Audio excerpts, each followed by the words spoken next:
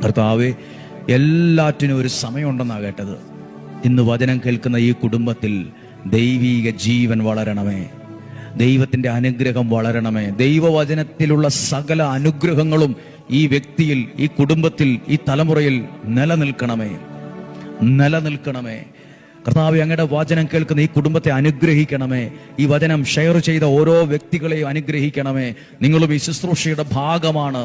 നിങ്ങളുടെ കരങ്ങളെ ദൈവം അനുഗ്രഹമായി പ്രയോജനപ്പെടുത്തുകയാണ്. കർത്താവെ, ഈ വചനം കേൾക്കുന്ന ഈ വ്യക്തിയെ, മാതാപിതാക്കളെ അനുഗ്രഹിച്ച് പ്രാർത്ഥിക്കുന്നു. ഈ വചനം കേൾക്കുന്ന യുവതി യുവാക്കളെ അനുഗ്രഹിച്ച് പ്രാർത്ഥിക്കുന്നു. പ്രത്യേകമായി ഈ മാസം കുഞ്ഞുങ്ങൾക്ക് വേണ്ടി പ്രാർത്ഥിച്ചപ്പോൾ വചനം കേട്ട് പ്രാർത്ഥിച്ച ഓരോ കുഞ്ഞുങ്ങളെയും അവരുടെ ബുദ്ധിശക്തി, സ്വഭാവ രൂപീകരണം, കൂട്ടുകെട്ടുകൾ എല്ലാം സമർപ്പിച്ച് പ്രാർത്ഥിക്കുന്നു. നഷ്ടപ്പെട്ടു പോകാൻ പാടില്ല, തകർന്നു പോകാൻ പാടില്ല. രക്ഷപ്പെട്ടു വരണം, ഉയർന്നു വരണം, അനുഗ്രഹത്തോടെ വരണം. അഭിമാനത്തോടെ ജീവിക്കാൻ കഴിയുന്നത് അവരുടെ ജീവിതത്തിൽ ഉണ്ടാകണം. ദീർഘായുസ്സുണ്ടാകണം, ആരോഗ്യമുണ്ടാകണം.